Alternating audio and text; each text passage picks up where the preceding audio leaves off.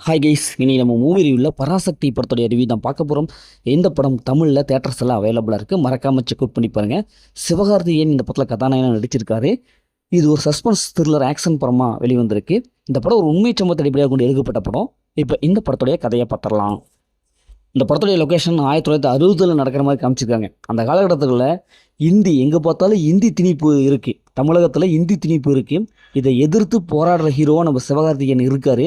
இவர் ஒரு பெரும் புரட்சிப்படையை திரட்டி போராட்டம் நடத்திட்டு இருக்காரு. அப்படி ஒரு சமயத்தில் ரயிலில் போராட்டம் பண்ணுறாரு. அங்கே வந்து ரயிலை எரிக்கணும். இவங்களுடைய ஃப்ரெண்டு இவங்களாம் சேர்ந்து அந்த ரயிலை எரிக்கிறதுக்கு முயற்சி பண்ணுறாங்க. அப்போ தான் வில்லனாக வராது ஜெயம் ரவி. இவர் வந்து போலீஸ். இவருக்கும் சிவகார்த்திகேயனுக்கும் பயங்கரமான சண்டை. இதனால் ஜெயம் ரவியோட விரல் ஒன்று துண்டாயி எப்படியாவது சிவகார்த்திகேயன் பழிவாங்கன்னு சொல்லிட்டு ஜெயம் ரவி அப்படியே துடிச்சிட்டு இருக்காரு. இப்படி நடைபெற்ற அந்த கலவர போராட்டத்தில் ஒரு மிகப்பெரிய சம்பவம் நடக்குது. இதனால் சிவகார்த்திகேயன் அந்த இந்திய எதிர்ப்பு போராட்டத்திலேருந்து விலகிறாரு. இன்னொரு பக்கம் இந்த போராட்டத்துக்கு தலைமை இருக்கிறாரு சிவகார்த்திகேயன் தம்பி அதர்வா. இப்போ இவங்களெல்லாம் எப்படி தடுக்கிறாரு நம்ம ஹீரோ சிவகார்த்திகேயன், இறுதியில் என்ன ஆச்சு அப்படிங்கிறது தான் இந்த படத்துடைய கதை. இந்த படத்துடைய பாசிட்டிவ்னு பார்த்தாவே சிவகார்த்திகேயன், அதர்வா அண்டு ஜெயம் ரவி இந்த 3 கேரக்டர் செம்மைய திறன்பட எழுதியிருக்காங்க. சும்மா வேற மாதிரியான ஒரு நடிப்பை கொடுத்துருக்காங்க. சிவகார்த்திகேயன் அவங்களோட நடிப்புலாம் வேற லெவலாக இருக்குது.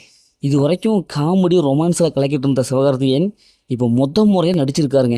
சும்மா கலக்கியிருக்காரு. அவருடைய ஆக்டிங் பர்ஃபார்மன்ஸ் ஈஸியாக கனெக்ட் ஆகுது. அதே மாதிரி வில்லனா சும்மா பக்காவான ஒரு வில்லனா ஜெயம் ரவி வராரு. அதர்வா சிறப்பான ஒரு நடிப்பு. அதேமாதிரி ஹீரோயின் சூப்பராக இருக்காங்க. அவங்களுடைய ஆக்டிங் நல்லா இருக்குது. இவங்களுக்குள்ள அந்த கெமிஸ்ட்ரிலாம் செமையாக ஒர்க் அவுட் ஆகுது, ஈஸியாக கனெக்ட் ஆகுது. 1960 காலகட்டங்களில் இந்த இந்திய எதிர்ப்பு போராட்டம் எந்த அளவுக்கு இருந்திருக்கு, அது குறிப்பாக ஒரு உண்மை சம்பவம் எந்த அளவுக்கு இருக்குது அப்படின்னு சொல்லிட்டு இன்னமும் நம்ம பாதிச்சிருக்கு. ஏன்னா அந்தளவுக்கு பக்காவான ஒரு ஸ்க்ரீன் பிளே இந்த படத்தோட டேரக்டர் சுதா கொங்காரோ கொடுத்துருக்காரு. நல்லா இருக்குது. ட்விஸ்ட் அண்ட் எண்டிங்லாம் வச்சு பக்காவாக படம் பார்க்க வச்சிருக்காரு. இன்னொரு பக்கம் ஜிவி பிரகாஷ் அவங்களுடைய பிஜிஎம் தாங்க வேற லெவலாக இருக்குது. ஏன்னா அந்தளவுக்கு பக்காவான ஒரு பிஜிஎம் கொடுத்துருக்காரு. படம் ஃபஸ்ட் ஆஃப்லேருந்து கடைசி வரைக்கும் அந்த ஸ்க்ரீன் பிளே செம்மையாக அடுத்தடுத்து என்ன நடக்கும் அப்படின்னு சொல்லிட்டு ஒரு பரபரப்பை ஏற்படுத்தியிருக்கு. இந்த படத்தில் அந்த மாதிரி சீன்ஸில் எதுவுமே ஃபேமிலியோட பார்க்கலாம். மொத்தம் இந்த படம் எப்படி சூப்பராக இருக்குன்னா இந்த படம் ஒரு ஒர்த்தான மூவி தான். ஓகே, இதே மாதிரி அடுத்த ஒரு புதிய மூவி ரிவ்யூவில் சந்திப்போம்.